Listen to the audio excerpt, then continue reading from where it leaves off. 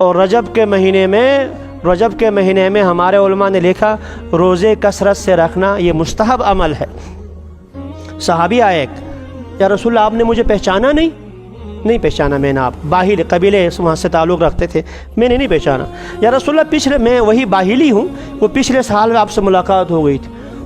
آپ کا چہرہ اتنا متغیر ہو گیا، اتنے کمزور ہو گیا، رنگ زرد پڑ گیا۔ یا رسول اللہ یہاں سے جانے کے بعد میں نے پورے سال جو ہے رات کے علاوہ دن کو کوئی چیز نہیں چھکی، یعنی پورا سال جو روزہ رکھا ہے۔ آپ نے منع فرمایا اپنے آپ پر ظلم مت کرو۔ یا رسول اللہ میرے اندر طاقت ہے۔ آپ نے فرمایا کہ ہر مہینے کے جو ہے وہ رمضان کے علاوہ ہر مہینے کے ایک روزہ رکھا کرو۔ یا رسول اللہ میرے اندر طاقت ہے، میں زیادہ رکھ سکتا ہوں۔ تو آپ نے کچھ اور فرمایا، وہ بار بار اصرار کرتا رہا تو آپ صلی اللہ علیہ وسلم نے ارشاد فرمایا سم من الحرم، یہ محترم مہینے جو ہیں یہ 4 محترم، ان میں روزے رکھا کرو۔ ان میں 3 روزے رکھ لیا، پھر افطار کر لیا، پھر کچھ رکھ لیا، پھر افطار کر لیا۔ تو وہ محترم مہینے جو رجب ہے، ذی القعدہ ہے، ذی الحج ہے اور محرم ہے، اس میں روزہ رکھنے کی رسول اکرم صلی اللہ علیہ وسلم نے ترغیب دی ہے۔ لیکن یہ بات یاد رکھ، شریعت میں جو حکم جیسا ہوتا ہے، جتنا احکام ہے، اب جمعے کے کل ظہر میں ہم نے 4 رکعتیں پڑھی تھی، اور آج ہم کتنی پڑھیں گے؟ 2 رکعتیں پڑھیں گے۔ کل اگر ہم 2 رکعتیں پڑھتے نماز نہ ہوتی، اور اگر آج میں 4 رکعتیں پڑھوں تو نماز نہیں ہوگی۔ کل میں نے قرات آہستہ کی تھی، اونچی قرات کرتا نماز نہ ہوتی، اور اگر آج میں آہستہ قرات کروں گا نماز نہیں ہوگی، اس لیے کہ اس میں رائے کا دخل ہی نہیں ہے۔ محمد مصطفیٰ صلی اللہ علیہ وسلم صحابہ کرام سے ہمیں دین جیسا ملا ہے وہی ہے۔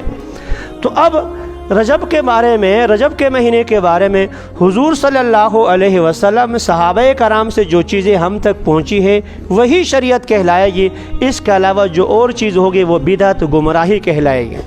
تو میں عرض کر رہا تھا رجب کے مہینے میں روزے حضور صلی اللہ علیہ وسلم سے ثابت ہیں، لیکن ہمارا ہاں 1-2 چیزیں اور جو چلی ہوئی ہیں، بہت سی ہیں مختلف علاقوں میں، جیسے رجب کے کنڈے کے نام سے جو ہے بعض جگہوں پر کیے جاتے ہیں، سراسر بدعت گمراہی ہے۔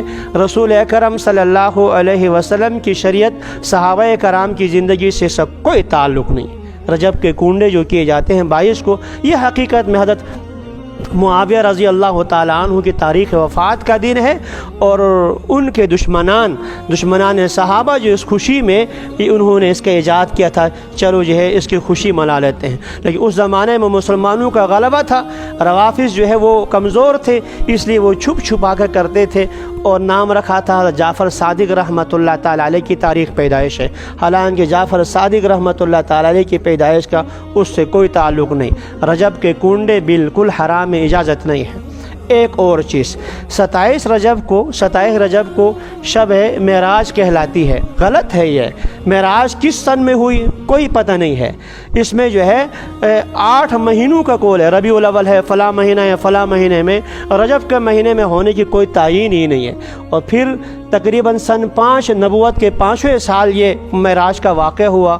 اس کے بعد محمد مصطفیٰ صلی اللہ علیہ وسلم 18 سال زندہ رہے، اور پھر آپ کے بعد 100 سال تک صحابہ کرام جو ہے زندہ رہے ہیں۔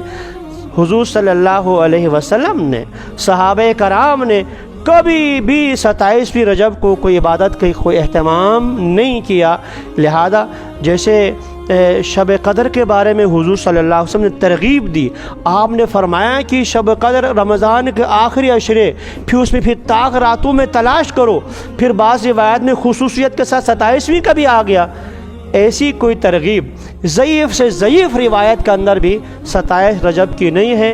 لہذا پورے رجب کے مہینے میں جیسے چاہیں آپ عبادت کریں، روزے رکھیں، بالکل ٹھیک ہے، اور رکھنا چاہیے، روزے رکھنے چاہیے، ہر پیر کو روزہ رکھنا چاہیے، ہر جمعرات کو رکھنا چاہیے، لیکن 27ویں کو روزہ رکھنا، اس میں خصوصی فضیلت سمجھنا، یہ شریعت سے ثابت نہیں ہے، بدعت ہے۔ اللہ تعالی ہمیں حضور صلی اللہ علیہ وسلم اور صحابہ کرام کی اقتداء نصیب فرمائے۔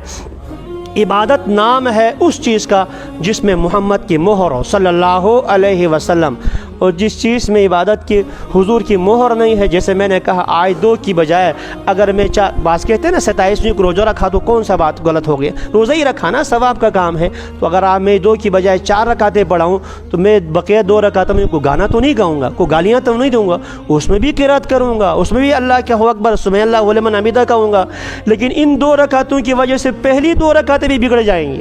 تو 27ویں کو اگر آپ کہنے ہم روزہ ہی رکھتے ہیں، کوئی گناہ کا کام تو نہیں ہے، تو گناہ کا کام اس لیے کہ محمد نے نہیں کیا صلی اللہ علیہ وسلم۔ آج اگر میں 4 پڑھاؤں تو اس لیے گناہ ہوگا کہ وہ محمد نے نہیں کیا صلی اللہ علیہ وسلم۔ ہمارے حضور کی یہ شان ہے، جو کچھ کیا ہے وہ بھی عبادت ہے، جہاں حضور نے نہیں کیا وہاں چھوڑنا عبادت ہے۔ اللہ ہمیں اب کی سنتوں کے مطابق زندگی گزارنے کی توفیق نصیب فرما لے۔ وآخر دعوانا الحمدللہ رب العالمین۔